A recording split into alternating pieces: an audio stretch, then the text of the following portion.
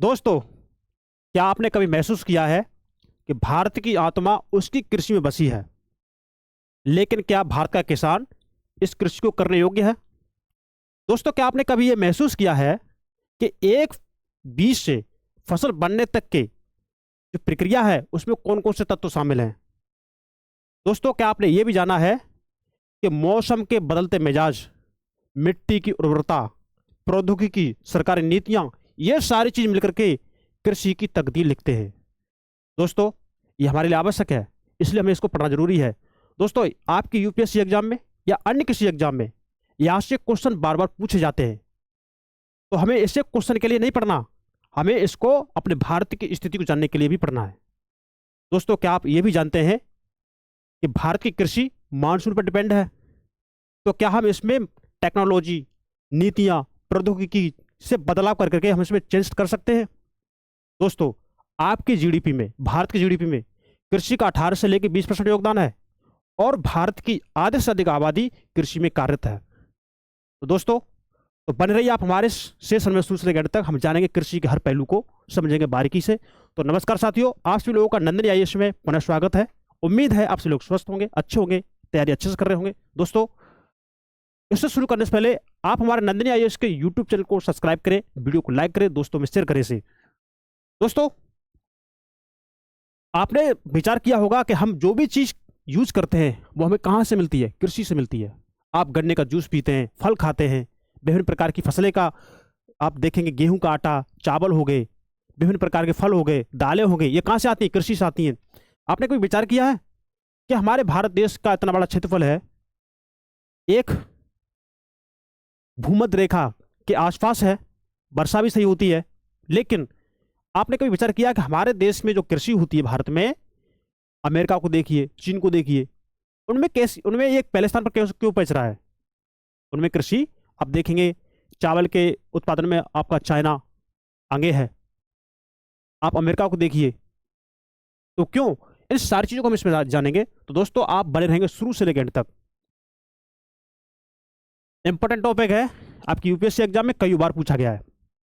पूछ सकता है कि खरीफ का पीरियड कौन सा है, खरीफ की फसलें कौन कौन सी हैं, किस समय बोई जाती हैं, किस समय काटी जाती हैं, इन सारी चीज़ों को हम इसमें जानेंगे। और आपने नोटिस किया होगा, ये जाना भी होगा कि आप जब एग्जाम देने गए हों तो आपको एक ना एक क्वेश्चन हर एग्जाम में आपको कृषि से पूछा गया होगा,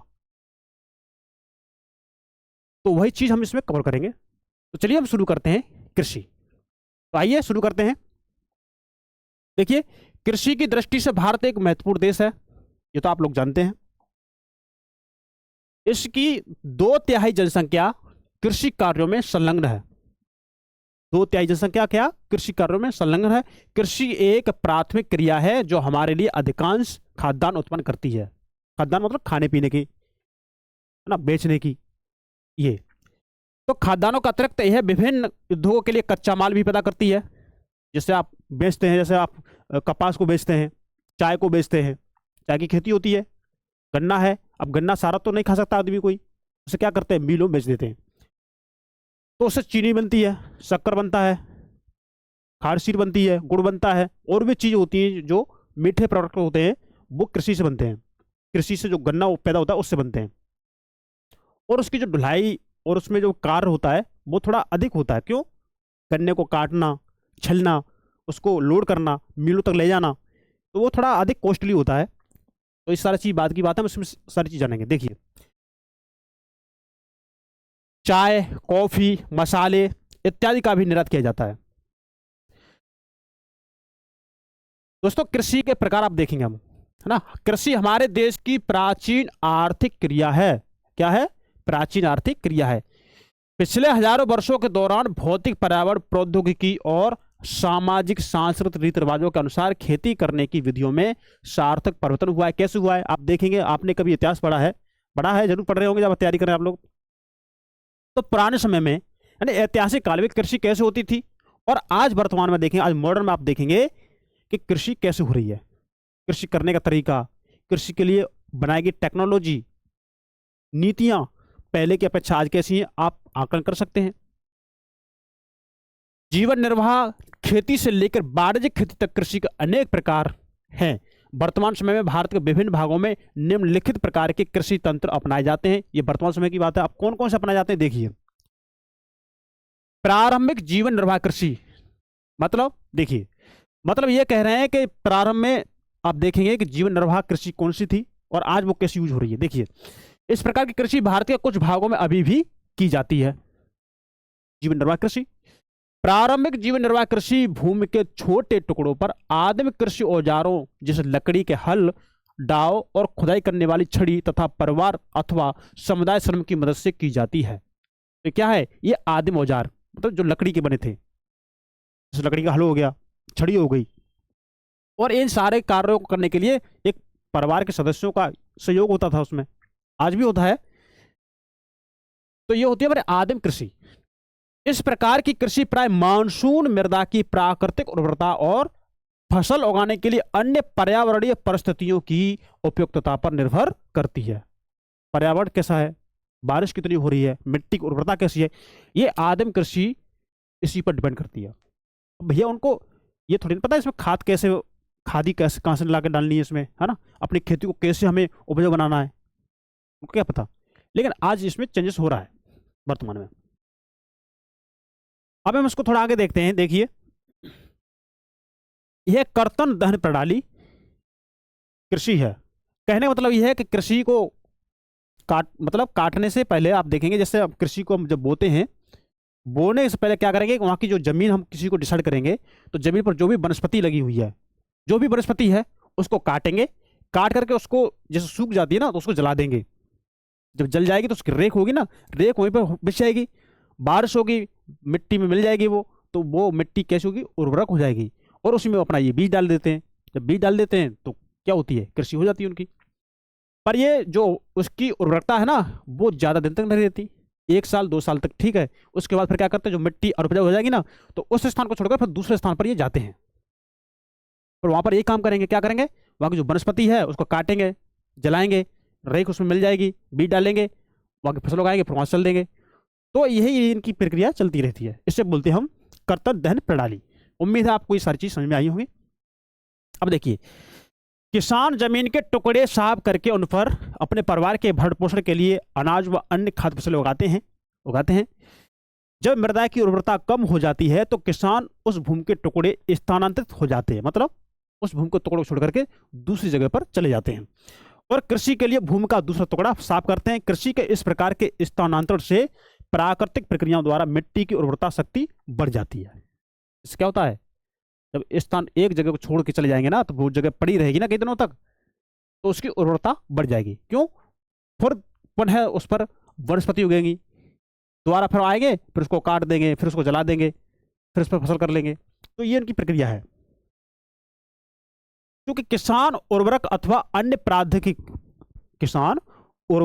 अन्य आधुनिक तकनीकों का प्रयोग नहीं करते, जो भी आधुनिक तकनीक है उसका प्रयोग नहीं करते, इसलिए इस प्रकार की कृषि में उत्पादकता कम होती है। मतलब जो प्रोडक्शन है ना, उत्पन्न अन्न पैदा करने की क्षमता, वो कम होती है। देश के विभिन्न भागों में इस प्रकार की कृषि को विभिन्न नामों से जाना जाता है। अब देखिए, किन राज्यों में इस कृषि को किस नाम से जाना जाता है। देखिए, उत्तर पूर्वी राज्यों में, है ना। अब जैसे आपके उत्तर और पूर्वी राज्य हो गए, तो मैंने आपसे क्या कहा था, मैंने आपसे कहा था आप अपने पास मैप रखेंगे और आप मैप में ये देखेंगे, क्या देखेंगे मैप में आप लोग ये देखेंगे कि आपके उत्तर पूर्वी राज्य कौन कौन से हैं। तो देखिए, असम, मेघालय, मिजोरम, नागालैंड, इसे झूम कहा जाता है। मतलब इसको क्या बोलते हैं, यहाँ पर झूम बोलते हैं। कहाँ पर बोलते हैं, आपके असम में बोलते हैं, मेघालय में बोलते हैं, मिजोरम में बोलते हैं, नागालैंड में बोलते हैं झूम। मणिपुर में पामलू बोलते हैं, क्या, पामलू। और छत्तीसगढ़ के बस्तर जिले में अंडमान और निकोबार द्वीप समूह में इसे दीपा कहा जाता है। देखिए, छत्तीसगढ़ के बस्तर जिले और अंडमान निकोबार द्वीप समूह में इसे दीपा कहा जाता है, दीपा, ठीक है। अब वही बात देखिए, झूम, है ना। कर्तन दहन प्रणाली कृषि को मैक्सिको और मध्य अमेरिका में मिल्पा, किसमें, मैक्सिको, देखिए मैक्सिको और मध्य अमेरिका में क्या बोलते हैं इसको, मिल्पा। वेनेजुएला में कोनको, ठीक है। ब्राजील में रोका, मध्य अफ्रीका में मसोले, इंडोनेशिया में लद्दाख, और वियतनाम में रे के नाम से जाना जाता है। ठीक है, ये थोड़े नाम वैसे हैं, आप इनको चाहो तो इसका आप इसकी शॉट लेकर रख लीजिए, और चाहो तो आप इसे जब नोट करने बैठ ही रहे हो, आप नोट्स बना भी रहे हो, तो इसे एक लाइन में आप नोट भी कर सकते हो। किस राज्य में कृषि को इसे किस नाम से जानते हैं। तो भारत में भी एक प्रारंभिक किस्म की खेती अनेक नामों से जानी जाती है, जैसे मध्य प्रदेश में बेबर के नाम से जानते हैं, दहिया के नाम से जानते हैं मध्य प्रदेश में, और आंध्र प्रदेश में से पोड़ू अथवा पेंडा के नाम से जानते हैं, ओडिशा में पामाडावी या कोमान या वरिंगा के नाम से जानते हैं, पश्चिमी घाट में कुमारी, है ना, पश्चिमी घाट में कुमारी, दक्षिण पूर्वी राजस्थान में से बालरे या बाल्टरे बोलते हैं, हिमालय क्षेत्र में से खिल, है ना, झारखंड में से कुरवा, और उत्तर पूर्वी प्रदेशों में से झूम के नाम से जानते हैं। उम्मीद है आपको समझ में आ रही होगी चीजें। तो चित्र दे रखा उन्होंने वही, ठीक है, कर्तन धन पे डाली। देखिए, रिंझा असम में डिफू के बाहरी क्षेत्र में अपने परिवार के साथ एक गांव में रहती है। ठीक है, वह अपने परिवार के सदस्यों द्वारा एक भूमि के टुकड़ों पर उगी वनस्पति को काटकर बजलाकर साफ करते देखकर आनंद का अनुभव करती है। भाई अब तो क्या होगी, खेती होगी, है ना। वह प्राय परिवार के सदस्यों के साथ बांस के नाले द्वारा झरने से पानी लाकर अपने खेत को सिंचित करने में सहायता करती है। अब आपने टर्म देखिए, बांस के नाले द्वारा, है ना। अब भाई देखो, झरने तो ऊंचे ऊंचे क्षेत्रों से गिरते हैं नीचे में, है ना। अब वहां से पानी, अब इलाका पहाड़ी है, अब वहां से कोई क्यारी या भरा या पाइपलाइन तो नहीं डाल सकते, तो क्या करेंगे, तो ये लोग क्या करते हैं, बांस जो होते हैं ना, बांस मोटा बांस होता है, तो इस बांस को बीच से फाड़ करके उसका पाइप बना लेते हैं, है ना, आधा कटा हुआ। और ये आपने इससे पहले जो हमारे लेक्चर हुए हैं हमने उसमें बाकायदा बता भी दिया है ना, कैसे बनाते हैं। तो आप देखेंगे तो उसी पाइप से, कटा हुआ बांस के पाइप से ये पानी उच्च स्थान से एक स्थान से लेके जाते हैं ये अपने खेती तक। तो ये बात इसने कही है। वह अपने परिस्थान से लगाव रखती है और जब तक संभव हो रहना चाहती है, परंतु इस छोटी बच्ची को अपने खेत में मिट्टी की घटती उर्वरता के बारे में कुछ भी पता नहीं है। क्या पता उसको, बच्ची है ना, जिसके कारण उसके परिवार को अगले वर्ष नए भूमि के टुकड़े की तलाश करनी होगी। क्यों, वो मिट्टी की उर्वरता कम होगी इसलिए। अब देखिए, गहन जीविका कृषि। अब ये गहन जीविका कृषि किया, तो देखिए इस प्रकार की कृषि उन क्षेत्रों में की जाती है जहां भूमि पर जनसंख्या का दबाव अधिक हो, मतलब जहां पर जनसंख्या अधिक हो, खेती कम हो।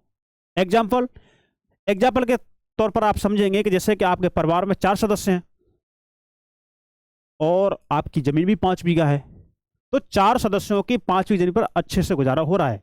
लेकिन आप सपोज कीजिए अगर वही आपके परिवार में 8 सदस्य हो जाते हैं, जमीन वही 5 बीघा है, तो आप क्या समझोगे, आप अंदर से ये फील करोगे कि किसी भी तरह से इस 5 बीघा जमीन से इतना अन्न पैदा हो जाए कि हमारे 8 परिवार के सदस्य हैं ना, उनका पेट भर जाए। तो आप उसके लिए नई नई तरह की फसल के बीज लेके आएंगे, सिंचाई पर भी ध्यान देंगे, निराई गुड़ाई पर ध्यान देंगे, खाद पर भी ध्यान देंगे।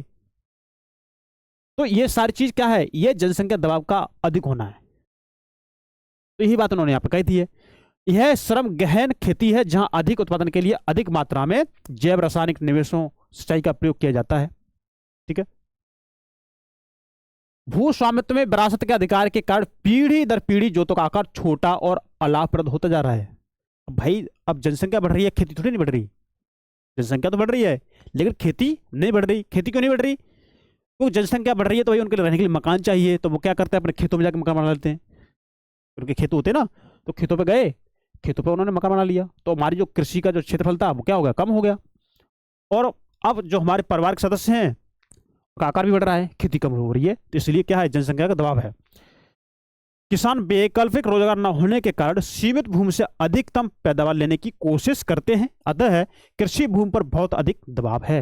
ये तो आप समझ रहे होंगे, क्योंकि आज की जनसंख्या जिस हिसाब से बढ़ रही है ना, उस हिसाब से आप देखेंगे कि आपकी कृषि का क्षेत्रफल कम होता जा रहा है और उस पर खाने की जो चीजें है ना उसकी डिमांड अधिक बढ़ रही है। तो इसका मतलब क्या है कि आपकी कृषि पर दबाव अधिक है। इस प्रकार की कृषि के मुख्य लक्षण आधुनिक निवेशों जैसे अधिक पैदावार देने वाले बीजों, है ना, रासायनिक उर्वरकों और कीटनाशकों के प्रयोग से उच्च पैदावार प्राप्त करना है। यह इसका लक्षण है। वो क्या जान रहे हैं, वो ये जान रहे हैं, वो ये समझना चाह रहे हैं, वो फील ये कर रहे हैं, वो लाभ ये चाह रहे हैं कि हम अच्छी फसल के बीज यूज करें, हम अच्छी रसायन का यूज करें, अच्छी तरह हम मशीनों का यूज करें, जिससे क्या हो हमें अधिक मात्रा में फसल पैदा हो सके। और हो भी रही है, हो भी रही है, ऐसा नहीं कि फसल पैदा नहीं हो भी रही है। आप देखेंगे कि जब थोड़ी कल्पना कीजिए, आज से करीब अपने जो आपके दादा परदादा हो, आप उनसे बात करिए, वो आपको बताएंगे कि पहले जो खेती थी ना, उस समय ट्रैक्टर यूज नहीं होते थे, उस समय खेती बैलों के माध्यम से होती थी।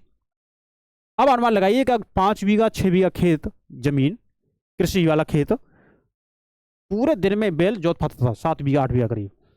लेकिन आज ट्रैक्टर से कितनी पता है, आज ट्रैक्टर से 50 बीघा जमीन, 60 बीघा जमीन एक दिन में जोत देगा ट्रैक्टर से।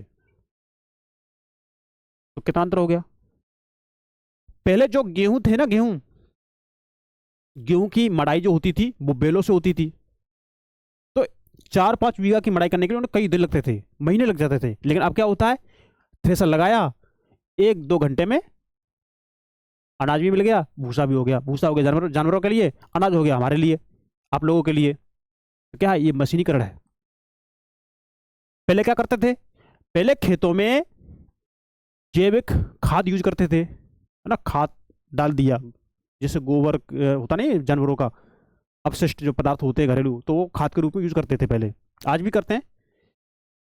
तो उससे फसल हमारी हो पाती थी, है ना, लेकिन उतनी नहीं। लेकिन आज क्या करते हैं, डीएपी डाल दी या यूरिया डाल दी या कुछ और भी डाल दिया, जिससे क्या उसका इम्पैक्ट जो है ना, उसका असर जो है ना, वो तुरंत ही दिखाई देता है हमें, तुरंत ही। आज डीएपी आज डाल दीजिए, 4 दिन बाद आपकी फसल है ना लहराती हुई दिखेगी। तो ये सारी चीज क्या है, ये मनुष्य ये चाह रहा है कि हमें जो पहले जो उत्पादन होता था ना 1 कुंटल बीघा, आज वो अपने जमीन उसी में 5 कुंटल का बीघा, 6 कुंटल का बीघा पैदा कर रहा है। ये फर्क है मशीनीकरण से आज के समय में और पुराने समय में। कृषि के वाणिज्यीकरण का स्तर विभिन्न प्रदेशों में अलग अलग है। उदाहरण के लिए हरियाणा और पंजाब में चावल वाणिज्य की एक फसल है, परंतु ओडिशा में ये एक जीविका फसल है। अब देखिए, चावल है, चावल हरियाणा पंजाब में इतना पैदा होता है कि उसे अब बेच भी देते हैं, बेचते हैं ना, सेल करते हैं। लेकिन जो उड़ीसा राज्य है ना, वो उड़ीसा राज्य में चावल से केवल जीविका चल रही है। तो ये क्या है, उड़ीसा में एक जीविका फसल है। रोपड़ कृषि भी एक प्रकार की वाणिज्यिक खेती है। रोपड़ कृषि जिसे बेचने के लिए हम उसे उगाते हैं। इस प्रकार की खेती में लंबे चौड़े क्षेत्र में एकल फसल बोई जाती है, मतलब एक ही फसल बोई जाती है। जैसे आप देखें, कृषि का बागान हो गया, केले का बागान हो गया, ये क्या है, ये लंबे चौड़े क्षेत्रफल में बोई जाती है।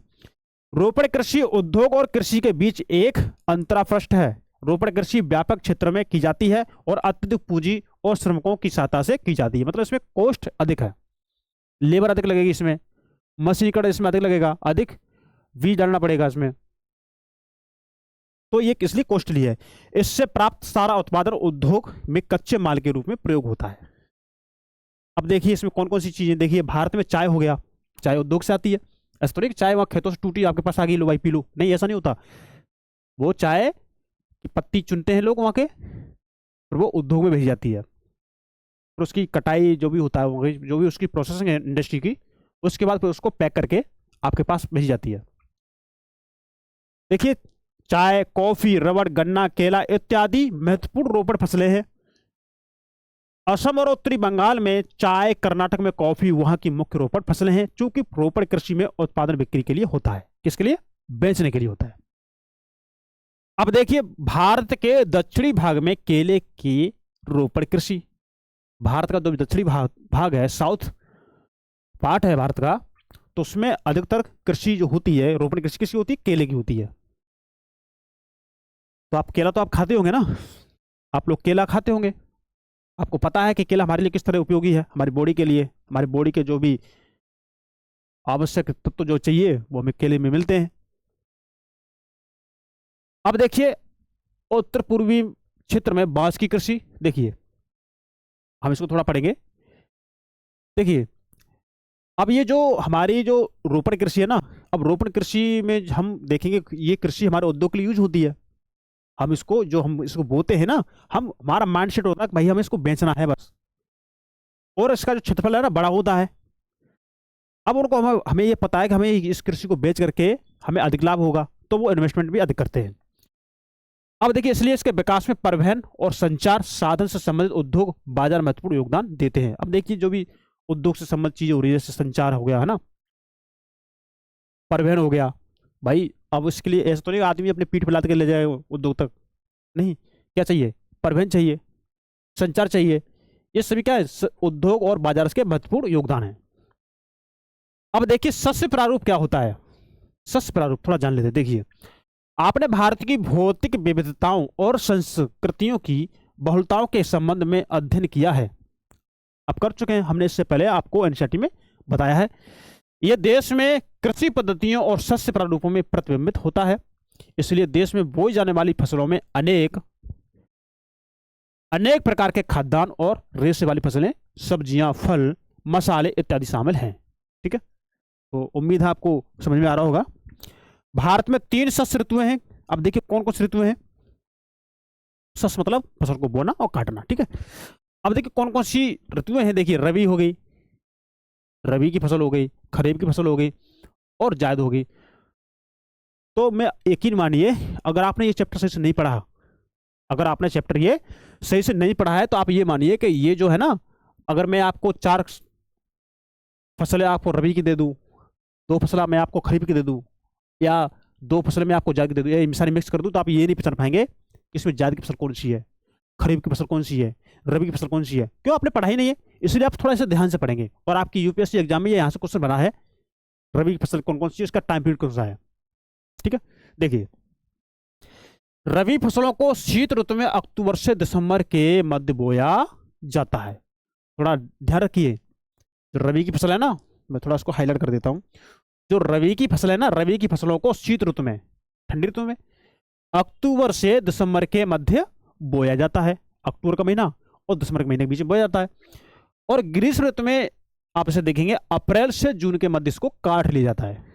अरे गेहूं की, आप गेहूं को देख लीजिए, गेहूं को आप जैसे ठंड स्टार्ट होती है ना, जैसे आपकी दीपावली हुई, दीपावली के जस्ट बाद आप देखेंगे दीपावली तक क्या करते हैं कि लोग अपने खेतों में गेहूं बो देते हैं। अब जैसे आपकी होली खत्म होती है ना, मार्च अप्रैल का महीना, तो आपकी गेहूं की फसल पककर तैयार हो जाती है और उसे काटने के लिए तैयार हो जाते हैं। कटाई होती है, जैसे हम बोलते हैं लाई, लाई करना है ना, तो आप इसको थोड़ा देखेंगे। तो गेहूं, जौ, मटर, चना और सरसों कुछ मुख्य रबी फसलें हैं। और यद्यपि ये फसलें देश के विस्तृत भाग में बोई जाती हैं, उत्तर पश्चिमी राज्य जैसे पंजाब हो गया, हरियाणा हो गया, हिमाचल प्रदेश हो गया, जम्मू कश्मीर हो गया, उत्तराखंड हो गया, उत्तर प्रदेश हो गया, इसमें ये रबी की फसल ज्यादा बोई जाती है। अब देखिए क्या, गेहूं और अन्य रबी फसलों के उत्पादन के लिए महत्वपूर्ण राज्य हैं ये। गेहूं के अलावा जो भी अन्य रबी फसलें हैं ना, वो अन्य रबी फसलें इन राज्यों में होती हैं।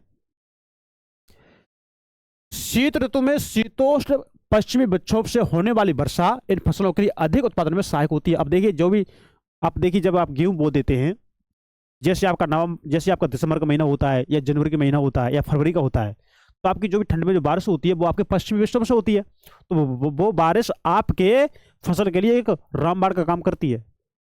लोगों ने कहा भी है कि ये जो बारिश है ना, ये बारिश होने से आपके खेत सोना उगलते हैं, चांदी उगलते हैं, ऐसे बोलते हैं लोग।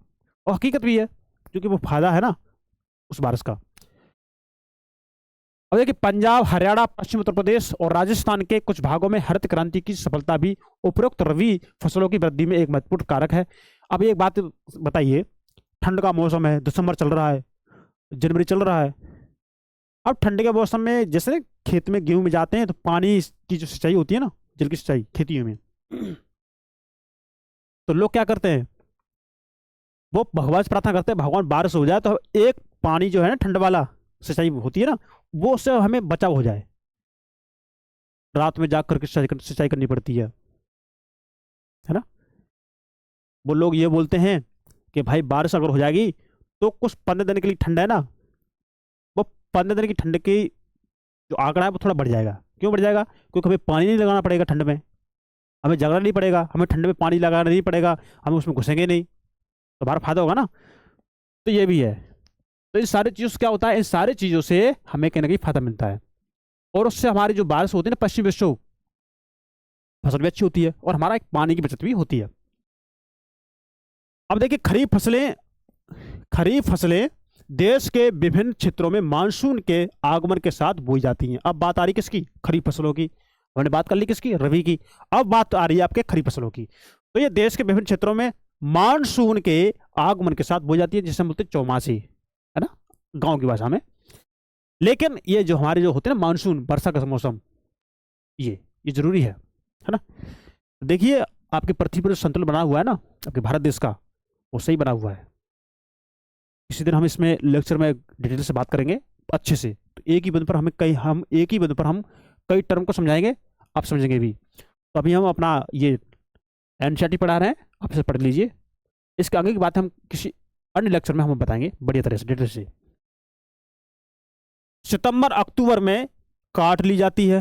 अब देखिए मानसून के समय, अभी आप बताइए आपका मानसून आता कब है भारत में? बताइए, कमेंट करिए। अब देखिए ये जो फसल की कटाई होती है ना, वो अक्टूबर से यानी सितंबर अक्टूबर में काट ली जाती है। इस ऋतु में बोई जाने वाली मुख्य फसलों में चावल, मक्का, ज्वार, बाजरा, तुर बोलते हैं अरहर को, मूंग, है ना, उड़द, कपास, जूट, मूंगफली और सोयाबीन शामिल हैं। चावल की खेती मुख्य रूप से असम, पश्चिमी बंगाल, ओडिशा, आंध्र प्रदेश, तेलंगाना, तमिलनाडु, केरल और महाराष्ट्र, विशेषकर कोंकण तटीय क्षेत्रों में, उत्तर प्रदेश और बिहार में की जाती है। तो यहाँ पर होती है चावल की खेती। ठीक है। अब देखिए पिछले कुछ वर्षों में चावल पंजाब और हरियाणा में बोई जाने वाली महत्वपूर्ण फसल बन गई है। कहां पर? आपके पंजाब में और आपके हरियाणा में। तो यहाँ पर ये चावल है ना, वो अधिक मात्रा में बोया जा रहा है। असम, पश्चिम बंगाल, ओडिशा में धान की 3 फसलें, जैसे ओस, अमन, बोरो। तो आपका असम हो गया, पश्चिम बंगाल हो गया, ओडिशा हो गया। तो इन 3 राज्यों में आप देखेंगे धान की 3 फसलें होती हैं।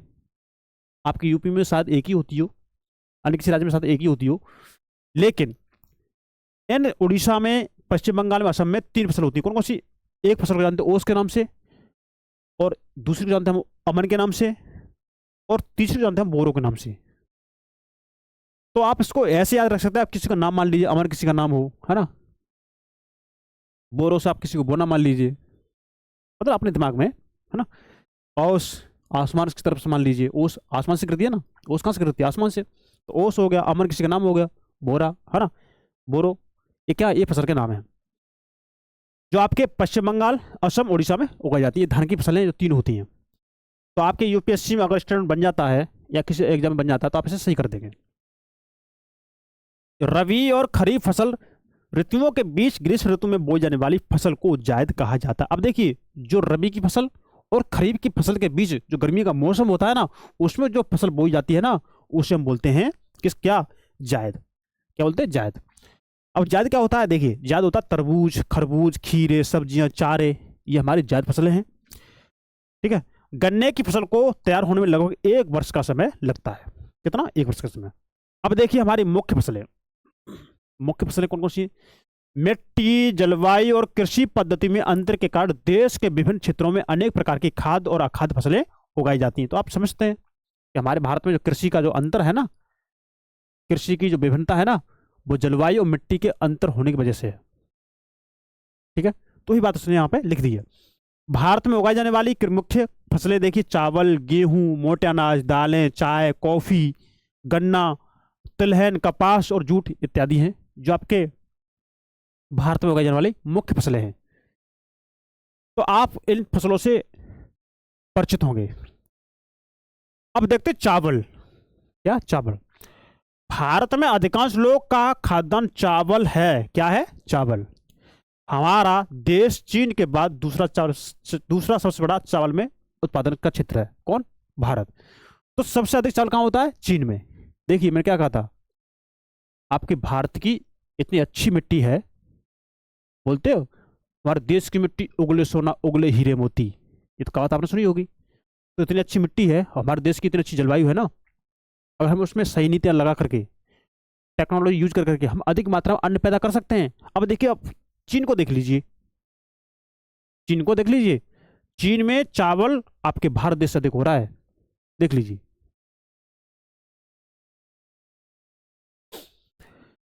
अब वही है इसमें, है ना, कि चावल का वितरण आप देखिए, तो हमने आपसे कहा कि आप अपने पास मैप रखेंगे, मैप में ये देखेंगे कि हमारा जो उत्तर प्रदेश राज्य है वो कहाँ कहाँ तक है फैला हुआ है, आपका बिहार कहाँ तक फैला हुआ है, आपका पंजाब कहाँ तक फैला हुआ है।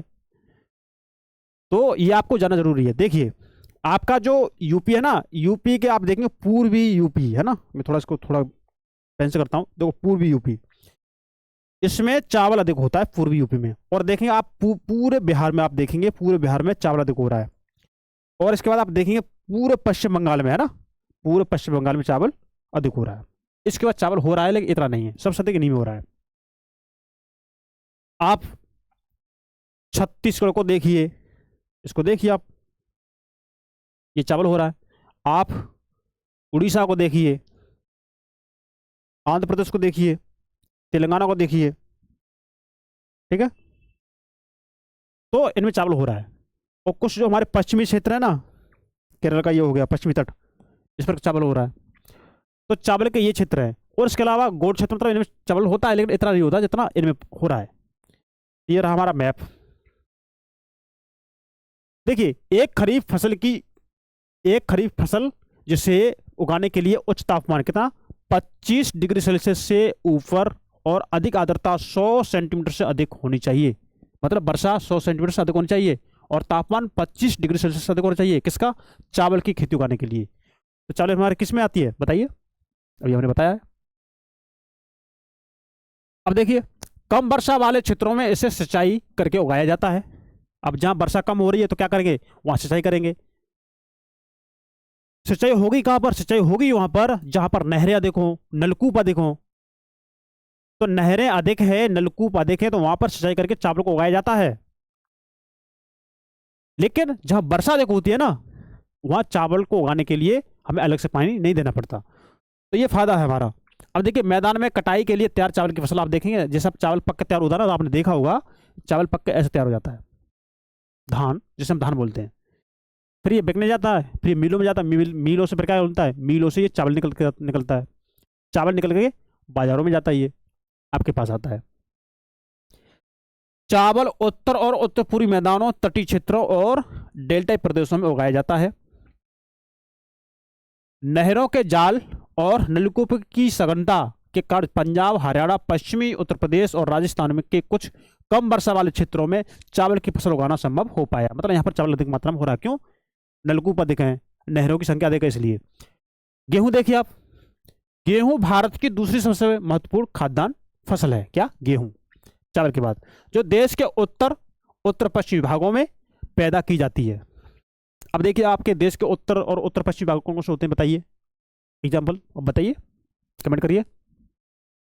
रबी की फसल को उगाने के लिए शीत ऋतु और पकने के लिए खिली धूप की आवश्यकता होती है। इसे उगाने के लिए समान रूप से वितरित 50 से 75 सेंटीमीटर वार्षिक वर्षा की आवश्यकता होती है। मतलब 50 से लेकर 75 सेंटीमीटर हमें वार्षिक देखेंगे वर्षा चाहिए हमें।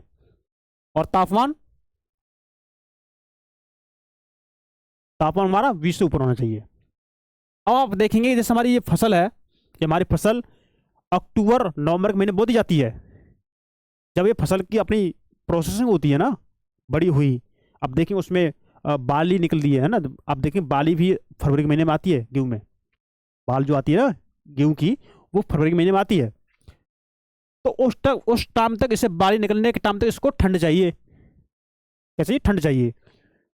लेकिन जब ये पकती है ना, तब इसे गर्मी का मौसम चाहिए। तो ये आपके मार्च और अप्रैल के महीने में ये काट ली जाती है। तो हो गई आपकी गेहूं की खेती। जो लोग गांव के होंगे ना, गांव के, वो से बड़े आसानी से इस चैप्टर को जी रहे होंगे, मतलब जी के पढ़ रहे होंगे। तो हम कोशिश करने का आपसे जी के पढ़े, अच्छे से पढ़ें। गेहूं उगाने वाले दो मुख्य क्षेत्र देखिए। उत्तर पश्चिम में गंगा सतलुज का मैदान, आपका उत्तर पश्चिम का क्षेत्र कौन सा? गंगा सतलुज का मैदान, यहाँ पर गेहूं अधिक होता है। दक्कन का काली मिट्टी वाला प्रदेश, पंजाब, हरियाणा, उत्तर प्रदेश, मध्य प्रदेश, बिहार, राजस्थान के कुछ भाग गेहूं पैदा करने वाले मुख्य राज्य हैं। अब देखिए मोटे अनाज, मिलेट्स। तो हमने चावल पढ़ लिया, गेहूं पढ़ लिया, अब हम देखेंगे मोटे अनाज, है ना, मिलेट्स।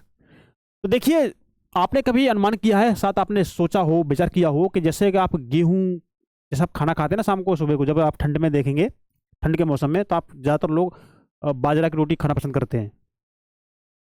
तो आपने बाजरे की रोटी खाई होगी। तो जो व्यक्ति 4 रोटी गेहूं की खाता होगा ना, तो वो बाजरे की 2 रोटी खा के अफर जाएगा, मतलब ये उसकी भूख शांत हो जाएगी। क्यों? क्योंकि आपके जो मोटे अनाज है ना, उसमें मोटे अनाज में पोषक तत्व अधिक है, इसलिए उतने गेहूं में नहीं है, इसलिए आपकी भूख शांत हो चुकी है। तो ये आप इस पर थोड़ा ध्यान देंगे ना। देखिए, ज्वार, बाजरा और रागी भारत में उगाए जाने वाले मुख्य मोटे अनाज हैं। यद्यपि इन्हें मोटा अनाज कहा जाता है, परंतु इनमें पोषक तत्वों की मात्रा अत्यधिक होती है। उदाहरणतया रागी में प्रचुर मात्रा में लोहा होता है भाई साहब। किसमें? रागी में। मोटे अनाज में हमारे लिए जो आवश्यक तत्व होते हैं ना, पोषक तत्व, हमें मोटे अनाज में मिलते हैं। जो हमारी बॉडी को नीड होती है ना जिन तत्वों की, वो हमें तत्व आपके मोटे अनाज में मिलते हैं। अब देखिए, रागी में आप देखेंगे प्रचुर मात्रा में क्या होता है? लोहा होता है। और लोहे की कमी से कौन सा रोग होता है बताइए, कमेंट करिए। कैल्शियम होता है। अब कैल्शियम कमी से कौन सा रोग होगा भाई? कैल्शियम हमारे हड्डी के लिए यूज होता है। लोहा हमारे खून में यूज होता है। लोहे की कमी से आप देखेंगे एनीमिया रोग हो जाता है। ठीक है। सूक्ष्म पोषक भूसी मिलती है। क्षेत्रफल और उत्पादन की दृष्टि से ज्वार देश की तीसरी महत्वपूर्ण खाद्यान्न फसल है। कौन सी? ज्वार। ज्वार तो आपने देखी होगी ना, जो जैसे ज्वार होते हैं दाने होते हैं, उसका दाना बाजरे से थोड़ा बड़ा होता है ज्वार का, तो वो भी आपकी मोटी फसल है। यह फसल वर्षा पर निर्भर होती है। अधिकतर आर्द्र क्षेत्रों में उगाए जाने के कारण इसके लिए सिंचाई की आवश्यकता नहीं होती। जहां वर्षा अधिक होती है, अगर वहां पर इसे आप उगाएंगे तो वहां पर कृषि के लिए, उस कृषि के लिए आपको सिंचाई करने की कोई जरूरत नहीं है, ये बोल रहे हैं। इसके प्रमुख उत्पादन राज्य आप देखिए, महाराष्ट्र हो गया, कर्नाटक हो गया, आंध्र प्रदेश, मध्य प्रदेश, यहां पर ये अधिक होती है। अब हम देखेंगे बाजरा। किसको? बाजरा को। देखिए, बाजरा एक ऐसी फसल है कि जहां पर पानी कम है फिर भी हो जाएगी, मिट्टी बलुई है फिर भी हो जाएगी। जैसे आपके राजस्थान में बाजरा अधिक होता है, तो हम थोड़ा इसको पढ़ लेते हैं। देखिए, ये बलुआ और उथली काली मिट्टी पर उगाया जाता है। राजस्थान, उत्तर प्रदेश, महाराष्ट्र, गुजरात, हरियाणा इसके मुख्य उत्पादक राज्य हैं। रागी शुष्क प्रदेशों की फसल है और ये लाल, काली, बलुआ, दोमट, उथली काली मिट्टी पर अच्छी तरह उगाई जाती है। किसकी? अभी ये रागी की बात कर रहे हैं। रागी, रागी कहाँ की है? शुष्क है। रागी फसल शुष्क प्रदेशों में होती है, जैसे आपका राजस्थान हो गया, है ना। और ये लाल, काली, बलुआ, दोमट मिट्टी में उगाई जाती है। रागी के प्रमुख उत्पादक राज्य देखिए, कर्नाटक, हिमाचल प्रदेश, उत्तराखंड, सिक्किम, झारखंड और अरुणाचल प्रदेश हैं। तो हमारा बाजरा हो गया। अब हम देखते हैं मक्का को। लोग मक्के का भुट्टा, है ना, भुट्टा बोलते हैं, ये खूब आग में जला जला के उसे खाते हैं, है ना, जैसे बोलते हैं भूजना, भुनना।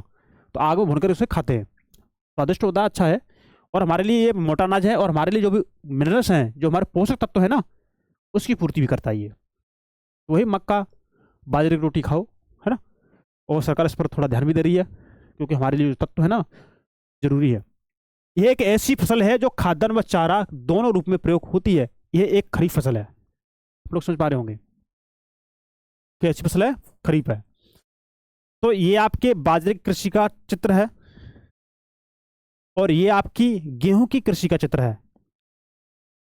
तो ये चित्र देख के आप देख पा रहे होंगे कि ये जो गेहूं की कृषि अभी पकी नहीं है ना, तैयार नहीं, मतलब तैयार तो है, अलग कटने के तैयार नहीं है, अभी इसमें टाइम लगेगा। लेकिन ये जो बाजरे की कृषि है ना, ये भी आप देख पा रहे होंगे। तो हम पढ़ रहे हैं अपना बाजरा। देखिए, और इसको पढ़ने से पहले हम आपको थोड़ा ये दिखा दें चित्र। देखिए, चलो हम पढ़ ही लेते हैं इसको, है ना। अब देखिए, 21 डिग्री सेल्सियस से 27, है ना, सेल्सियस तापमान में और पुरानी जलोढ़ मिट्टी पर अच्छी प्रकार से उगाई जाती है बाजरे की फसल। बिहार जैसे कुछ राज्यों में मक्का, ये मक्के की बात हो रही है ना, बिहार जैसे कुछ राज्यों में मक्का रबी की ऋतु में भी उगाई जाती है। अब जैसे बिहार है ना, बिहार में जिस मक्का को रबी की जो फसल पैदा होती है उसी टाइम से उगा लेते हैं। इतने एडवांस है ना फसल उगाने में बिहार वाली। अब देखिए, आधुनिक प्रौद्योगिकी निवेशों जैसे उच्च पैदावार देने वाले बीजों, उर्वरकों, सिंचाई के उपयोग, है ना, उपयोग से मक्का का उत्पादन बढ़ा है। कर्नाटक, मध्य प्रदेश, उत्तर प्रदेश, बिहार, आंध्र प्रदेश, तेलंगाना मक्का के मुख्य उत्पादक राज्य है। तो उस पर थोड़ा ध्यान देंगे। अब देखिए मक्का की कृषि, अब देखिए मक्का पक चुकी है। अब मक्के में से ये लोग क्या कर रहे हैं, इस भुट्टा है ना, भुट्टे को नुको के उसका जो ऊपर का बोलते पगला उसको हटा करके ये भुट्टा निकाल रहे हैं। अब इसको इसको थ्रेसर में डालेंगे, उसका जो मक्का का दाना वो निकलेगा अलग, और उसकी जो है ना ठंडी वो अलग हो जाएगी। तो लोग इसका भी यूज करते हैं ठंडियों का, है ना, जलाने जलाने में। अब देखिए आती है दालें। भारत विश्व में दालों का सबसे बड़ा उत्पादक तथा उपभोक्ता देश है। क्या? दालें। और हाँ एक बात देखिए, जो आपकी मक्का है ना, ये मक्का, इस मक्के को जानवर भी खाते हैं, इंसान भी खाते हैं, और ये मक्का आपके इंडस्ट्री में भी जाती है, इंडस्ट्री में। उससे आपके जो बच्चे के जो कुरकुरे आते हैं ना, कुरकुरे वगैरह जो पन्नी पैक वाले जो आइटम होते हैं बच्चे खाते हैं, ये बनते हैं मक्के से। और मक्के का यूज कहीं ना कहीं तरह हर जगह हो रहा है, दाने के रूप में मक्के का यूज हो रहा है ना। तो मक्का यूजफुल है। अब देखिए दालें। भारत विश्व में दालों का सबसे बड़ा उत्पादक तथा उपभोक्ता देश है। उत्पादन भी करता है और इसका उपभोक्ता भी करता है। कौन? भारत। शाकाहारी खाने में दालें सबसे अधिक प्रोटीनदायक होती हैं। अब जो कोई थोड़ा बेस्ट चीज नहीं खाता है ना, मांसाहारी चीज नहीं खाता, तो व्यक्ति जो शाकाहारी होता है ना, तो वो अपने दालें खा करके अपने जो शरीर के लिए जो आवश्यक प्रोटीन है वो उसकी पूर्ति करता है दालों के माध्यम से। तुर हो गया, अरहर, उड़द, मूंग, मसूर, मटर और चना भारत की मुख्य दलहनी फसलें हैं। कैसी? मुख्य दलहनी फसलें हैं। क्या आप बता सकते हैं कि इनमें से कौन सी दालें खरीफ में और कौन सी दालें रबी में उगाई जाती है? ये आपका थोड़ा क्वेश्चन मार्क था, बताइए, थोड़ा कमेंट करिए। देखिए दालों को कम नमी की आवश्यकता होती है और इन्हें शुष्क परिस्थितियों में भी उगाया जाता है। देखिए आप जब आलू की खुदाई होती है ना, लहसुन की खुदाई होती है, गेहूं कटने लगते हैं, तो उस टाइम आप देखेंगे कि वो लोग क्या करते हैं, अपने खेतों में उड़द और मूंग की फसल पैदा कर देते हैं, बो देते हैं वो। तो आपकी उड़द की जो दाल है ना, उड़द की दाल वाली फसल थोड़ा एक पानी मतलब एक सिंचाई दो सिंचाई एक्स्ट्रा लेगी, लेकिन आपकी जो मूंग की जो फसल है ना, ये मूंग की फसल एक या दो पानी में हो जाती है, दो पानी में हो जाती है, मतलब दो बार सिंचाई करने से हो जाती है ये। और इसकी कीमत भी अधिक होती है। क्यों? और आप ये भी जानते हैं कि मूंग की दाल है ना, इसमें जो प्रोटीन है वो अधिक मात्रा में पाया जाता है।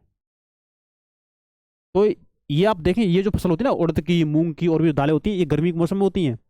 आलू की खुदाई के बाद, लहसुन की खुदाई के बाद, गेहूं की कटाई के बाद, जौ की कटाई के बाद इसे बो देते हैं। ठीक है, ध्यान रखें थोड़ा आप इस पर। फलीदार फसल होने के नाते अरहर को छोड़कर अन्य सभी दालें वायु से नाइट्रोजन लेकर भूमि की उर्वरता को बनाए रखती हैं। अब ये वायु से क्या लेती हैं? नाइट्रोजन लेती हैं। तो वायु से नाइट्रोजन लेकर के ये दालें भूमि की उर्वरता को बनाए रखती हैं।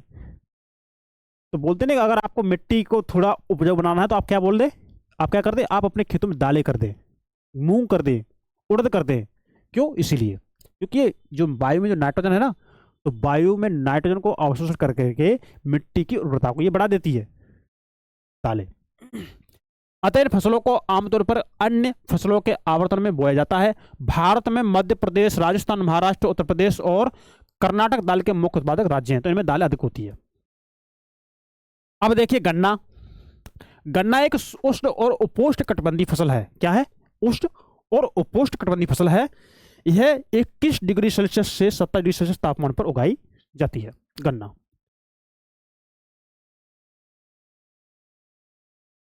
आगे देखेंगे, और 75 सेंटीमीटर से लेकर के 100 सेंटीमीटर वार्षिक वर्षा वाली उष्ण और आर्द्र जलवायु में बोई जाती है गन्ने की फसल।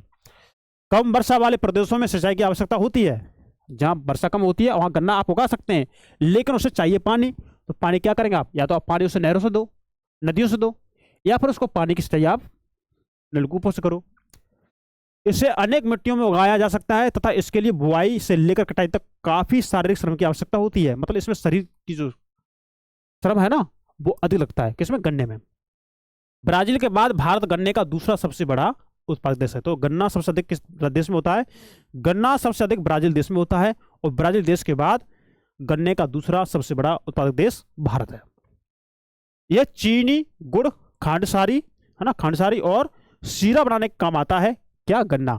उत्तर प्रदेश, महाराष्ट्र, कर्नाटक, तमिलनाडु, आंध्र प्रदेश, तेलंगाना, बिहार, पंजाब, हरियाणा गन्ना के मुख्य उत्पादक राज्य हैं। तो आप इनके थोड़े नाम याद रखेंगे। तो ये रही आपकी गन्ने की कृषि। और गन्ना हमारे लिए यूज भी मतलब फायदेमंद है शरीर के लिए। गन्ने का जूस, तो जिनको पीलिया हो जाता है ना, पीलिया जो आपके, अच्छा ये आप ये कमेंट करके बताइए आपके साथ पढ़ा हो कि पीलिया जो रोग है ना, वो शरीर के किस भाग को, शरीर के किस अंग को डिफेक्ट करता है, प्रभावित करता है, कमेंट करिए।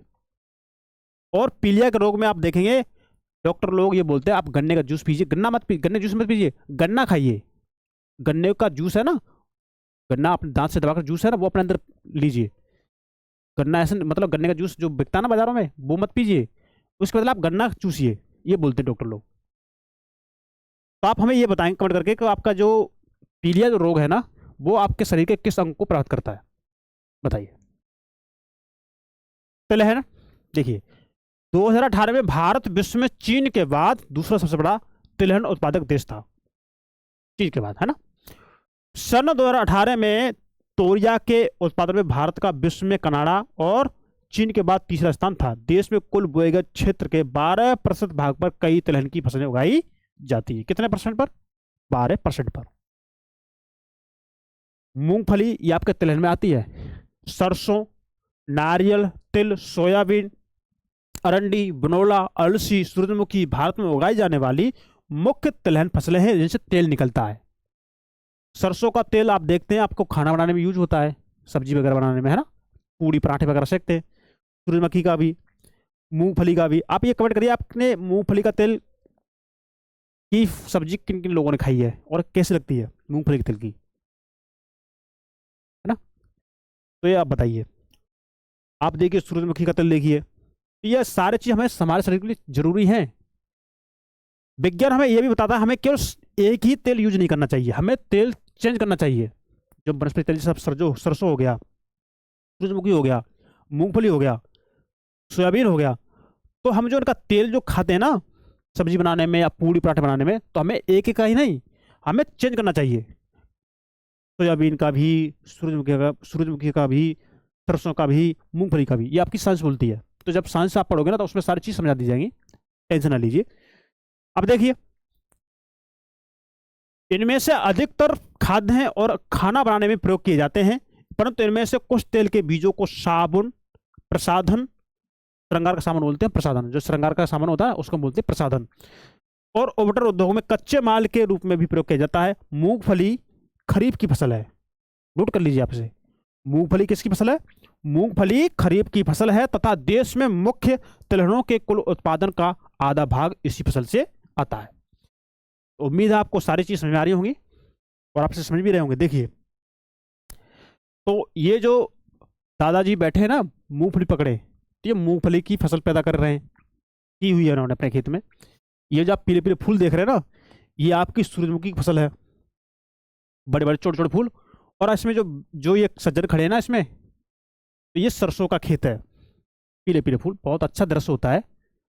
जब जब आप कृषि देखेंगे ना इसकी सरसों की, तो उसका अच्छा दृश्य होता है। अब देखिए गुजरात मूंगफली का प्रमुख उत्पादक राज्य है, तो गुजरात में मूंगफली अधिक होती है। इसके अतिरिक्त राजस्थान और तमिलनाडु मूंगफली के मुख्य उत्पादक राज्य हैं। आपका राजस्थान हो गया, तमिलनाडु हो गया, ये क्या है? मूंगफली के अन्य मुख्य उत्पादक राज्य हैं। अलसी और सरसों रबी की फसलें हैं। अब देखिए अलसी हो गई, अलसी और सरसों ये किसकी फसल है? ये रबी की फसल है। तो ये आपको पूछा जा सकता है, बस लोग यही कंफ्यूजन होते हैं इन्हीं पर, तिलहन पर। मूंगफली आपकी खरीफ की हो गई, मूंगफली आपकी खरीफ की हो गई, अलसी और सरसों आपकी रबी की हो गई, ठीक है। तिल उत्तरी भारत में खरीफ की फसल और दक्षिणी भारत में रबी की फसल। देखिए जो तिल है ना, तिल जो फसल है वो उत्तरी भारत में खरीफ की फसल के अंतर्गत आता है और दक्षिणी भारत में ये रबी की फसल के अंतर्गत आता है। क्या? तिल। तो ये भी आपको नोट करने की बात है, इसे आप नोट कर सकते हैं। अरंडी खरीफ और अरंडी खरीफ और रबी दोनों ही फसल ऋतुओं में बोया जाता है। अब हमने ये देख लिया। अब देखिए चाय, देखिए जो हो रही है ना, पहाड़ी क्षेत्र है, थोड़ा ढलान क्षेत्र है, देखिए ऊंचे क्षेत्र से लेके ढलान के क्षेत्र पर ये आपकी जो चाय है ना, चाय बोई गई है, तो हम इसके लिए हम इसे ऐसे क्षेत्रों को हम क्यों चूज करते हैं? वो हम इसलिए इसलिए चुनते हैं क्योंकि हमारा जो चाय की खेती है ना, उसकी जड़ों के अंतर्गत पानी भर ना पाए, पानी बहता रहे, रुक ना पाए। अगर पानी रुक गया ना तो उसकी जड़ें गल जाएंगी, तो चाय की खेती खराब हो जाएगी। इसलिए इसको ऐसे क्षेत्रों में अधिक मात्रा में उगाते हैं। देखिए, चाय चाय की खेती रोपण कृषि का एक उदाहरण है। यह एक महत्वपूर्ण पेय पदार्थ की फसल है। ठीक है, आप चाय को खूब पीते होंगे, कुछ लोग नहीं पीते लेकिन आप लोग पीते होंगे, कुछ में आप में से कोई लोग, है ना। जिसे शुरुआत में अंग्रेज भारत में लाए थे। आज अधिकतर चाय बागानों के मालिक भारतीय हैं। चाय की परंपरा कौन लाए थे? अंग्रेज। लेकिन आज आप देखेंगे कि आज भारत के सारे लोग अंग्रेज से हो गए हैं ना, सारे लोग ही लगभग कुल मिलाकर चाय पीते हैं। तो चाय का पौधा उष्ण और उपोष्ण कटिबंधीय जलवायु, ह्यूमस, जीवाश्म युक्त गहरी मिट्टी तथा सुगम जल निकास वाले ढलवा क्षेत्रों में भली भांति उगाया जाता है। मतलब जहां पर जल की निकासी होती रहती हो वैसे क्षेत्रों में चाय को उगाते हैं। मतलब ये पानी ठहर ना पाए। चाय की झाड़ियों को उगाने के लिए वर्ष भर कोष्ठ, नम और पाला रहित जलवायु की आवश्यकता होती है। मतलब पाला भी नहीं पड़ना चाहिए। ठीक है, वर्ष भर समान रूप से होने वाली वर्षा की बौछारें इसकी कोमल पत्तियों के विकास में सहायक होती है। मतलब बौछार होती है बारिश की। ठीक है, चाय एक श्रम सघन उद्योग है, अधिक श्रम लगता है इसमें। इसके लिए प्रचुर मात्रा में सस्ता और कुशल श्रम चाहिए। सस्ता हो, कैसा? कुशल हो। इसकी ताजगी बना रखने के लिए चाय की पत्तियां बागानों में ही संसाधित की जाती हैं और चाय के मुख्य उत्पादक क्षेत्रों में असम, पश्चिमी बंगाल में, दार्जिलिंग में और जलपाईगुड़ी जिलों की पहाड़ियों, तमिलनाडु और केरल है। इनके अलावा हिमाचल प्रदेश, उत्तराखंड, मेघालय, आंध्र प्रदेश, त्रिपुरा आदि राज्यों में भी चाय उगाई जाती है। ये चाय के राज्य हैं, है ना। सन 2018 में भारत विश्व में चीन के बाद दूसरा बड़ा चाय उत्पादक देश था। देखिए, चीन में भी चाय अधिक हो रही है भारत से, है ना। तो आप क्या ही कह सकते हैं, आप समझ सकते हैं। तो भाई चाय आप लोगों ने पी होगी, है ना। और देखिए, चाय ऐसे हो रही है ना, चाय। और आप देखिए चाय की पत्तियों को चुनती महिला ये चुन रही है चाय की पत्तियों को। चाय की पत्तियां तोड़ रही हैं, तो चाय की पत्ती तो जाती है मार्केट में। अब देखिए, कॉफी। भारतीय कॉफी अपनी गुणवत्ता के लिए विश्व विख्यात है। हमारे देश में अरेबिका किस्म की कॉफी पैदा की जाती है। तो थोड़ा आप इसे नोट कर लेंगे, अरेबिका किस्म की कॉफी आपके भारत देश में होती है। ठीक है, जो आरंभ में यमन से लाई गई थी। कहां से? यमन से। इस किस्म की कॉफी की विश्व भर में अधिक मांग है। इसकी कृषि की शुरुआत बाबा बूदन पहाड़ियों से हुई। कहां से हुई थी? बाबा बूदन की पहाड़ियों से हुई। ये कहां पर है बताइए, कमेंट करिए। आज भी इसकी खेती नीलगिरी की पहाड़ियों के आसपास कर्नाटक, केरल, तमिलनाडु में की जाती है। तो आप हमें ये बताएं, आपकी जो बाबा बुदन की पहाड़ी है ना, ये किस राज्य में पाई जाती हैं? कमेंट करिए, बताइए। बागवानी फसलें अब क्या है देखिए, सन 2018 में भारत का विश्व में फलों और सब्जियों के उत्पादन में चीन के बाद दूसरा स्थान था। कब? 2018 में। भारत उष्ण और शीतोष्ण कटिबंधीय दोनों ही प्रकार के फलों का उत्पादक है। मतलब उष्ण और शीतोष्ण, गर्मी के मौसम के फल और ठंड के मौसम के फल, दोनों ही प्रकार के ये उगाता है। भारतीय फलों जिनमें महाराष्ट्र, आंध्र प्रदेश, तेलंगाना, उत्तर प्रदेश, पश्चिम बंगाल के आम, ठीक है क्या, इनके आम, ठीक है, नागपुर, चेरापूंजी, मेघालय के संतरे, थोड़ा नाम याद कर लीजिए, केरल, मिजोरम, महाराष्ट्र और तमिलनाडु के केले, उत्तर प्रदेश, बिहार की लीची, मेघालय के अनानास, आंध्र प्रदेश, तेलंगाना और महाराष्ट्र के अंगूर, हिमाचल प्रदेश और जम्मू कश्मीर के सेब, नाशपाती, खुबानी और अखरोट की विश्व भर में बहुत मांग है। ठीक है, तो इसकी मांग है विश्व भर में। तो आपके हिमाचल प्रदेश हो गया, जम्मू कश्मीर हो गई, तो यहाँ पर क्या होता है? अधिक मात्रा में सेब होता है, नाशपाती अधिक होती है, खुबानी अधिक मात्रा में होती है, अखरोट भी अधिक मात्रा में होता है इन्हीं राज्यों में। ठीक है, और राज्य हैं आपको दे रखे ऊपर, आप चाहो तो इसका ऐप एक बार स्क्रीनशॉट ले सकते हैं। बागवानी फसल होगा, पूछा सकता है भाई। पूरा टॉपिक इंपॉर्टेंट है ये, इसमें ऐसी कोई बात नहीं है जो आपके लिए इंपॉर्टेंट ना हो। तो इसलिए हम आपसे कह रहे हैं, आप थोड़ा ध्यान से पढ़ेंगे, थोड़ा संयम से पढ़ेंगे। तो दोस्तों हम यहाँ तक आ गए, मतलब हमने यहाँ तक पढ़ाई कर ली है। दोस्तों मैं आपको फिर याद दिलाऊं, शायद आप भूल गए होंगे। आपने अगर तक अब तक आपने अगर हमारे इस नंदिनी आईएएस के यूट्यूब चैनल को अगर सब्सक्राइब नहीं किया है तो कर लीजिए, वीडियो को लाइक कर लीजिए, नंदिनी आईएएस के यूट्यूब चैनल को अपने दोस्तों में शेयर कर दीजिए। दोस्तों तो कमेंट करके जरूर बताएं आपको कैसी लग रही है हमारी ये क्लास, और अगर आपको वीडियो अच्छी लगती है तो आप इसे लाइक भी करें। तो दोस्तों आपने अमरूद खाए होंगे, खाते ही है भाई। मैं आपको एक बात बता दूं कि सेब की अपेक्षा, सेब महंगा है, सेब की अपेक्षा आपके अमरूद में जो तत्व होते हैं ना आपकी बॉडी के लिए, वो अधिक पाए जाते हैं। आप देखेंगे कि सेब से अमरूद कितना सस्ता है ना।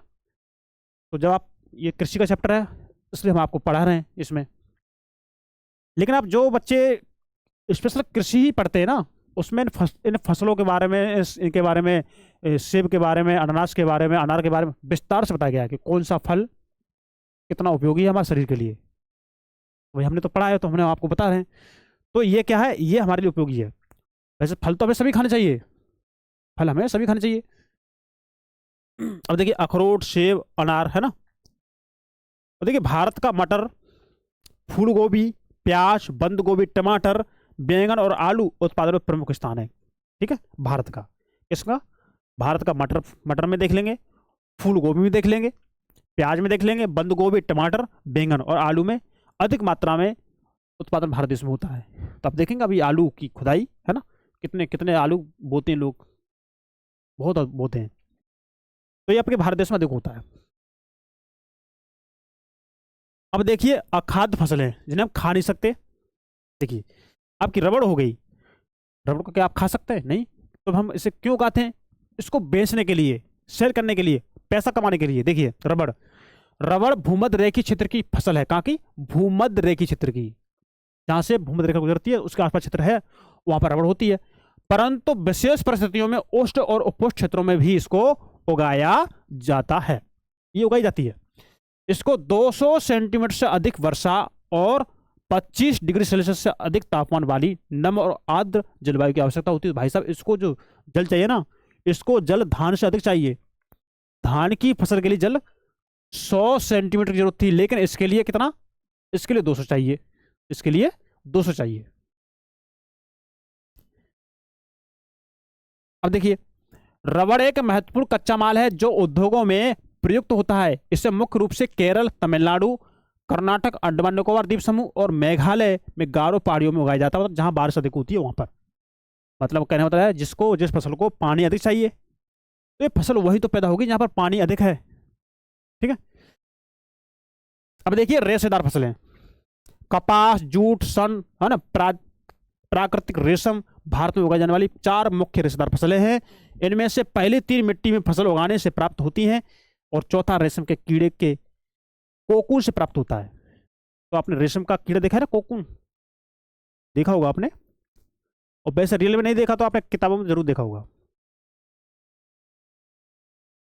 जो मलबरी पेड़ की हरी पत्तियों पर पलता है, जो मलबरी पेड़ है ना, तो थोड़ा आप नाम याद रखेंगे, मलबरी है ना। पूछ ले साथ आपको एग्जाम में कि कोकून कहाँ पलता है, तो मलबरी पेड़ की हरी पत्तियों पर यह पलता है। रेशम उत्पादन के लिए रेशम के कीड़ों का पालन रेशम उत्पादन कहलाता है। उम्मीद आपको समझ में आया होगा। तो ये मटर की खेती है, ये आपकी फूलगोभी की है, ये आपके टमाटर की, आपके बैगन की खेती है। देखिए कुछ समय बाद आप क्या करेंगे, कुछ समय बाद आप, ऐसी टेक्नोलॉजी आ रही है जब आप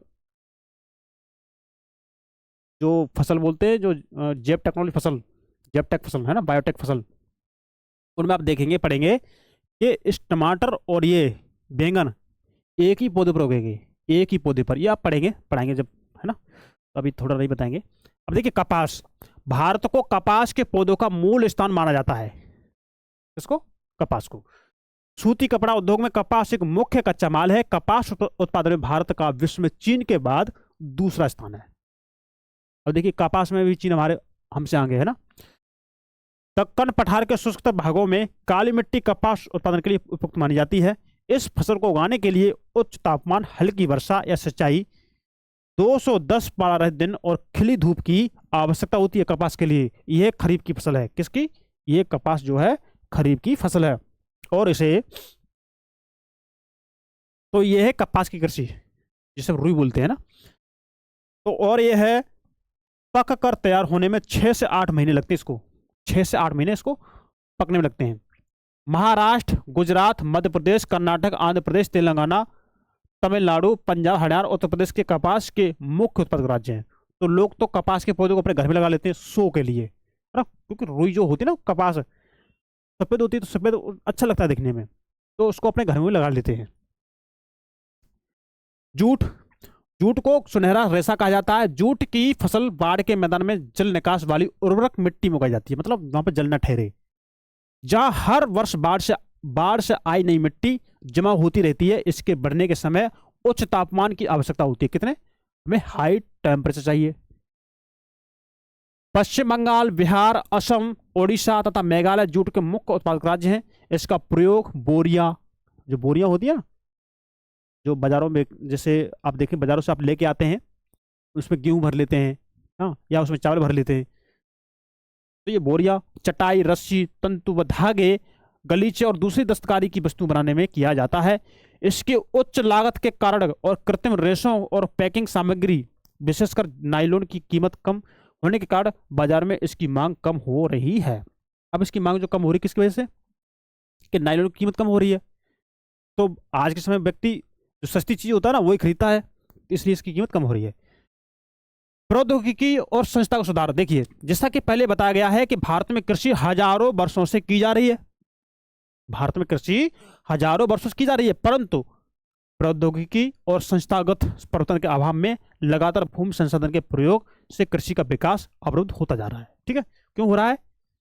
भूमि संसाधन के प्रयोग जो है और जो विकास है वो अवरुद्ध हो रहे हैं, तथा इसकी गति मंद होती जाती है। सिंचाई के साधनों का विकास होने के उपरांत भी देश के एक बहुत बड़े भाग में अभी भी किसान खेती बाड़ी के लिए मानसून और भूमि की प्राकृतिक उर्वरता पर निर्भर है। बढ़ती हुई जनसंख्या के लिए ये एक महत्वपूर्ण चुनौती है। 60% से भी, देखेंगे आप लोग, 60% से भी अधिक लोगों को आजीविका प्रदान करने वाली कृषि में कुछ गंभीर तकनीकी एवं संस्था को सुधार लाने की आवश्यकता है। ये क्या है? उपाय बता रहे हैं। जो समस्या है ना, अब देखिए आपकी एनसीईआरटी ने आपके समस्या भी बता दी, अब इसकी समस्या का निदान भी आपकी एनसीईआरटी बता रही है। देखिए, इसलिए हमें ध्यान से पढ़ना है। स्वतंत्रता के पश्चात भारत में, स्वतंत्रता के पश्चात देश यानी भारत देश में संस्था का सुधार करने के लिए जोतों की चकबंदी, क्या करना चाहिए? जोतों की चकबंदी, सहकारिता तथा जमींदारी आदि समाप्त करने को प्राथमिकता दी गई। स्वतंत्रता के पश्चात देश में संस्था को सुधार करने के लिए, है ना, तो जो तो चकबंदी, जैसे कि ऐसा नहीं कि आपका खेत 1 बीघा वहां पर है तो 2 बीघा आपका उस जगह पर है, तो आप यहाँ फसल कर रहे हैं, फिर वहां पर भी जा रहे हैं, तो आपका क्या करते हैं, आपका जो 2 बीघा खेत जो था, जो 3 बीघा था या 5 बीघा था, वो आपको एक जगह कर दिया चकबंदी के माध्यम से, तो आपके पास जो खेत था वो किसी अन्य व्यक्ति को मिल गया। ठीक है, मतलब आपकी सुविधा के अनुसार, जिससे आपका खेत का आकार बढ़ जाएगा, तो आप उसमें अच्छे बीज डाल सकेंगे, समय से उसकी खेती कर सकेंगे, है ना, तो इसलिए वो कर दिया था। प्रथम पंचवर्षीय योजना में भूमि सुधार मुख्य लक्ष्य था। भूमि पर पुश्तैनी अधिकार के कारण यह टुकड़ों में बढ़ती जा रही थी, जिसकी चकबंदी करना अनिवार्य था। तो भूमि टुकड़ों में ना होकर के उसको एक चक के रूप में, है ना, एक बड़े खेत के रूप में भूमि को यूज करना चकबंदी कहलाता है। वही है कि मेरे घर मैं जहाँ रहता हूँ, तो मेरे घर के सामने किसी और का खेत है, मान लो सपोज दैट, तो उनका एक भी खेत यहाँ पर है, और मेरे घर से करीब 10 किलोमीटर दूर, या मान के 5 किलोमीटर दूर, या 2 किलोमीटर दूर, या हमारे 1 किलोमीटर दूर हमारा खेत है, तो वो जो खेत है ना हमारा वहाँ का, वो किसी अन्य को दे देंगे और उनका खेत हमें दे देंगे, हमारे घर के सामने वाला। तो ये होता है चकबंदी। भूमि सुधार के कानून तो बने, परंतु इसके लागू करने में ढील की कमी, है ना, ढील की गई। 1960 और 1970 के दशकों में भारत सरकार ने कई प्रकार के कृषि सुधारों की शुरुआत की। पैकेज टेक्नोलॉजी पर आधारित हरित क्रांति तथा श्वेत क्रांति जैसी कृषि सुधार के लिए कुछ रणनीतियां आरंभ की गई थी, परंतु इसके कारण विकास कुछ क्षेत्रों तक ही सीमित रह गया। अब देखिए, इसलिए 1980 तथा 1990 के दशकों में व्यापक भूमि विकास कार्यक्रम शुरू किया गया था। क्या किया गया था? व्यापक भूमि विकास कार्यक्रम शुरू किया गया था, जो संस्थागत और तकनीकी सुधारों पर आधारित था। संस्थागत सुधार होना चाहिए, तकनीकी सुधार होना चाहिए, इस पर डिपेंड था। इस दिशा में उठाए गए कुछ महत्वपूर्ण कदमों में सूखा, बाढ़, चक्रवात, आग तथा बीमारी के लिए फसल बीमा के प्रावधान और किसानों को कम दर पर ऋण सुविधा प्रदान करने के लिए ग्रामीण विकास, है ना, ग्रामीण बैंक, सहकारी समितियों, बैंकों की स्थापना सम्मिलित थी। अब देखिए, किसान खेती कर रहा है, उसकी फसल ही नष्ट हो गई, तो फसल का बीमा कर दिया। फसल उगाने के लिए किसानों को पैसा चाहिए, तो बैंक से लोन करवा दी। इन सारे चीजों को सरकार ने उपलब्ध करवा दिया। क्यों? कि किसान सही से खेती कर सके। किसान खेती जब करेगा तभी तो भाई देश की जनसंख्या का पेट भरेगा सही से। इसलिए आप देखेंगे, किसानों के लाभ के लिए भारत सरकार ने किसान क्रेडिट कार्ड और व्यक्तिगत दुर्घटना बीमा योजना लागू कर दी। जैसे ना, किसान लोग देखते होंगे आप लोग कि किसान लोगों को कुछ हो जाता तो उनको बीमा मिलता है। किसान की फसल नष्ट होगी तो उसको बीमा मिलता है। किसान को ऋण चाहिए तो बैंक से लोन लेके आ सकता है, पैसा लेके आ सकता है। अच्छी फसल डाले उसमें, है ना, टाइम से सिंचाई करे उसकी, टाइम से जो मशीनें होती हैं उनका यूज करे, उसमें कटाई करे। ठीक है, तो ये सारी बातें हैं। PIS भी शुरू की गई। इसके अलावा आकाशवाणी और दूरदर्शन पर किसानों के लिए मौसम की जानकारी के लिए बुलेटिन और कृषि कार्यक्रम प्रसारित किए जाते हैं। लोग इसके बारे में जागरूक हो सके कि बारिश कब हो रही है। ऐसा तो नहीं कि मैं खेत में बीज डाल दूं और मालूम पड़े तुरंत ही बारिश हो जाए, या फिर ऐसा हो कि जैसे मैं आज खेत जुतवा रहा हूं तो मालूम पड़े बारिश हो जाए तुरंत ही। तो ये सारी जानकारी, हमें मौसम की जानकारी आपके दूरदर्शन, आकाशवाणी या मोबाइल के जो भी ऐप हैं उनके माध्यम से मिलती है, और लोग इसका यूज भी करते हैं। आप देखेंगे कि आप हमें, अगर हमारी फसल पक कर तैयार हो गई है, अगर हमें अपनी फसल बेचनी है ना, तो हम उसके लिए हम अपनी ये ऐप का यूज करते हैं कि कौन से मार्केट में फसल का क्या दाम है। तो हमारे जो बिचौलिए होते हैं ना, बिचौलिए, हम बिचौलियों से बच सके।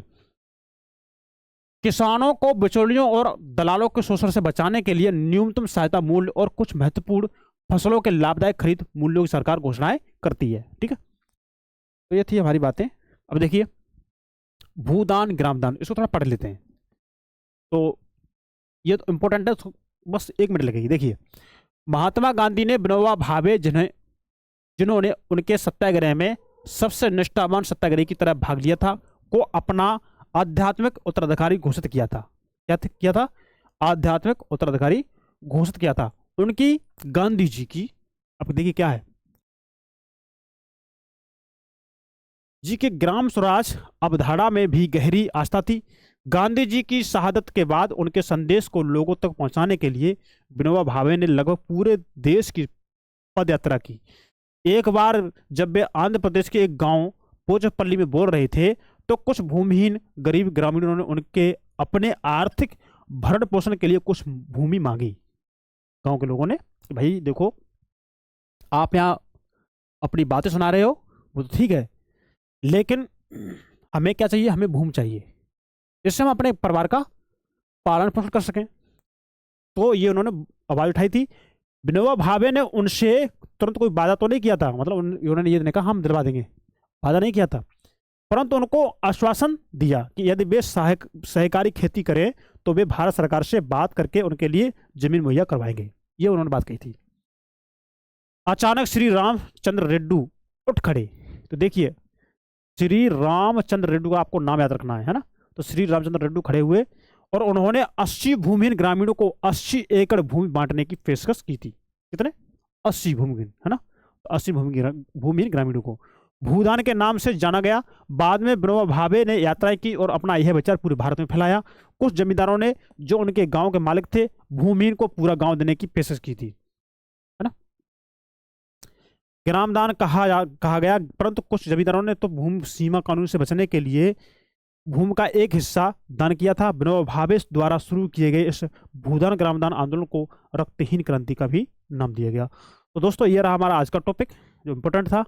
हमने इसके हर पहलू को जान लिया है, हर बात को हमने अच्छे से समझ लिया है, और उम्मीद है आपने इंपॉर्टेंट चीज़ आपने लिखी भी होगी दोस्तों। तो कैसी लगी आपको वीडियो, कमेंट में ज़रूर बताएं, और आपको वीडियो अच्छी लगी हुई हो तो आपसे लाइक भी करें, वीडियो को अपने दोस्तों में शेयर करें, और नंदिनी आईएएस के यूट्यूब चैनल को सब्सक्राइब जरूर करें।